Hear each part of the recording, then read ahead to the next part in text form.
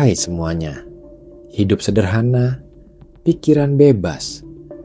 Dua frasa yang terdengar begitu ideal, seolah-olah hanya ada di buku-buku motivasi atau cerita-cerita orang bijak. Padahal, jauh di lubuk hati kita, sebagian besar dari kita pasti mendambakan ketenangan dan kebebasan yang ditawarkan oleh gaya hidup semacam ini. Kita seringkali merasa terbebani, terikat oleh tumpukan barang, jadwal yang padat, ekspektasi sosial, dan hiruk-pikuk informasi yang tak berujung. Semua itu, tanpa kita sadari, menggerogoti energi dan membebani pikiran, menjadikan kita jauh dari apa yang disebut kedamaian sejati. Minimalisme, baik secara material maupun mental, bukanlah tentang hidup dalam kekurangan, melainkan tentang menemukan kekayaan dalam kelimpahan yang berbeda, kekayaan waktu, ruang, dan ketenangan batin. Ini adalah tentang menghilangkan hal-hal yang tidak penting, sehingga kita punya lebih banyak waktu dan energi untuk hal-hal yang benar-benar bermakna bagi kita. Memulai perjalanan menuju hidup sederhana seringkali diawali dengan minimalisme material. Coba deh lihat sekeliling kita. Berapa banyak barang yang kita punya tapi jarang, bahkan tidak pernah kita gunakan.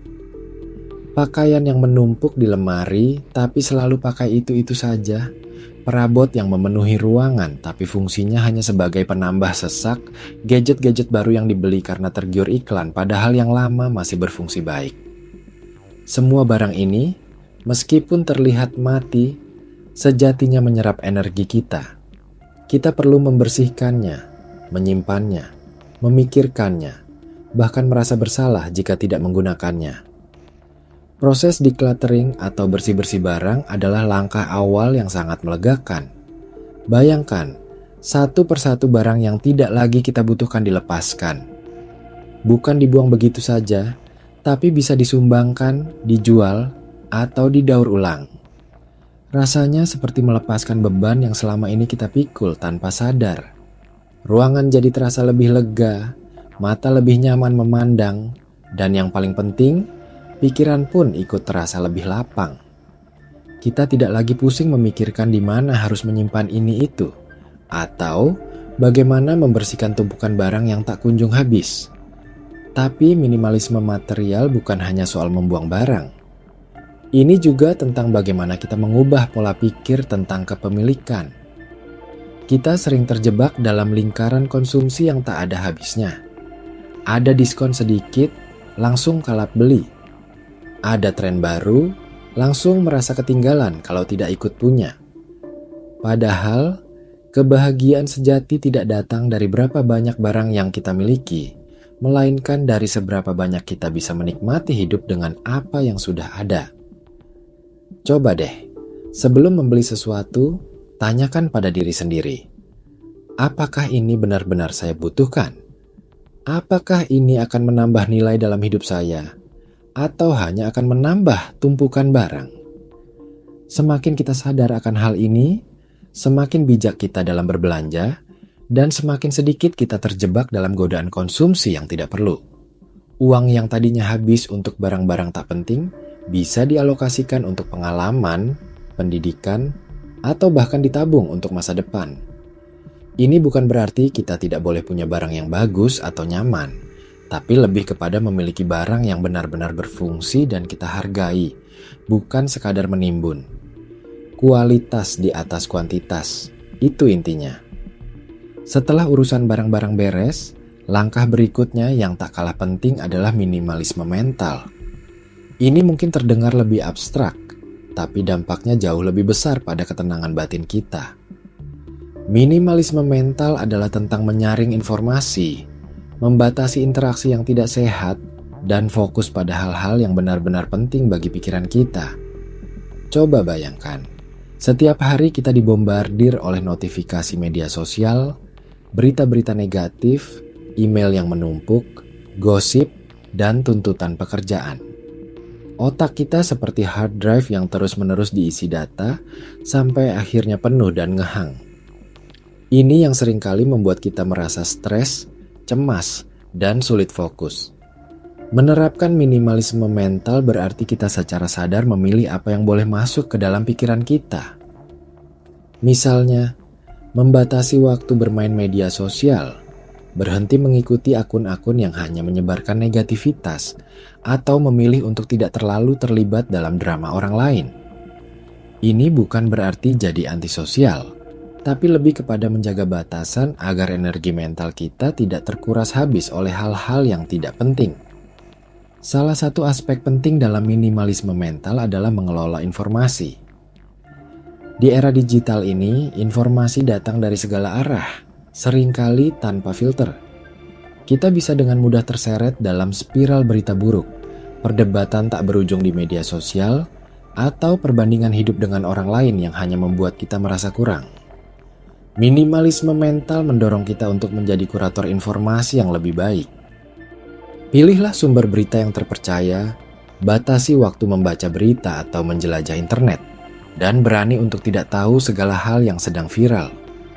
Tidak semua informasi perlu kita serap, apalagi jika itu hanya akan menambah kecemasan atau membuat kita merasa tidak tenang.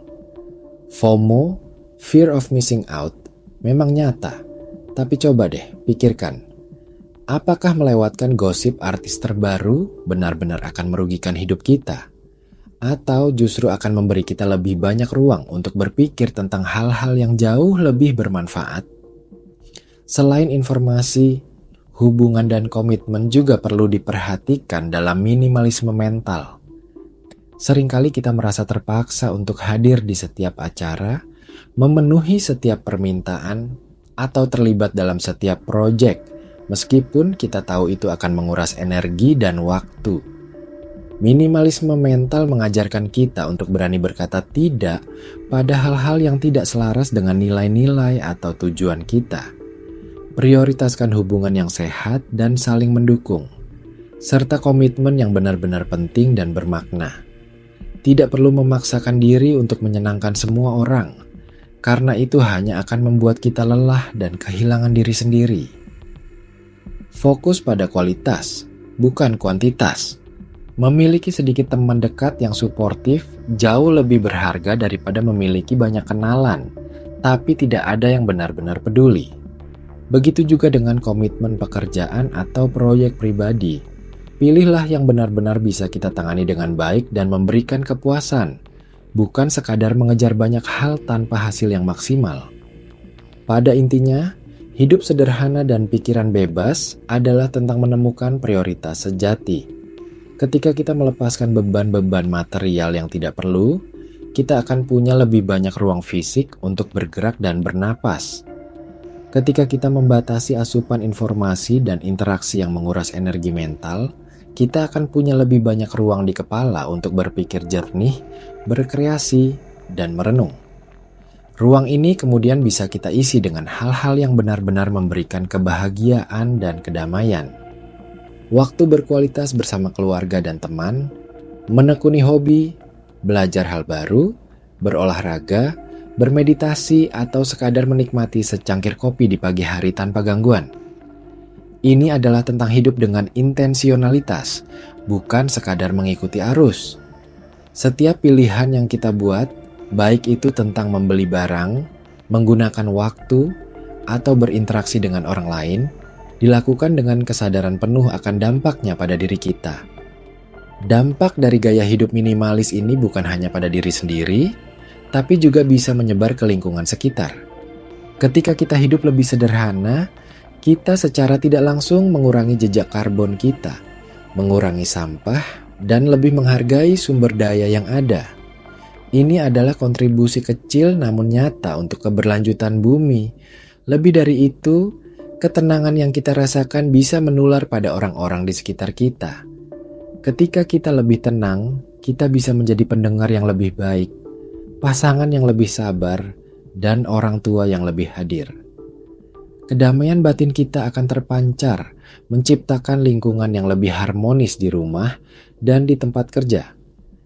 Ini adalah lingkaran positif yang terus berputar, dimulai dari keputusan sederhana untuk melepaskan. Tentu saja, Perjalanan menuju hidup sederhana dan pikiran bebas bukanlah sesuatu yang bisa dicapai dalam semalam. Ini adalah proses yang berkelanjutan, yang membutuhkan kesabaran, refleksi diri, dan keberanian untuk membuat perubahan. Akan ada saat-saat kita tergoda untuk kembali ke pola lama, membeli barang yang tidak perlu, atau tenggelam dalam lautan informasi. Tapi kuncinya adalah kesadaran. Setiap kali kita menyadari bahwa kita mulai menyimpang, kita bisa kembali menarik diri, mengevaluasi ulang, dan kembali fokus pada tujuan utama. Hidup yang lebih bermakna dengan lebih sedikit beban. Ingatlah, ini bukan tentang kesempurnaan, tapi tentang kemajuan. Setiap langkah kecil menuju kesederhanaan adalah langkah menuju kebebasan dan kedamaian yang lebih besar. Pada akhirnya, yang kita cari bukanlah kekayaan dalam bentuk materi, melainkan kekayaan dalam bentuk waktu, ruang, dan ketenangan batin yang membebaskan kita untuk benar-benar hidup.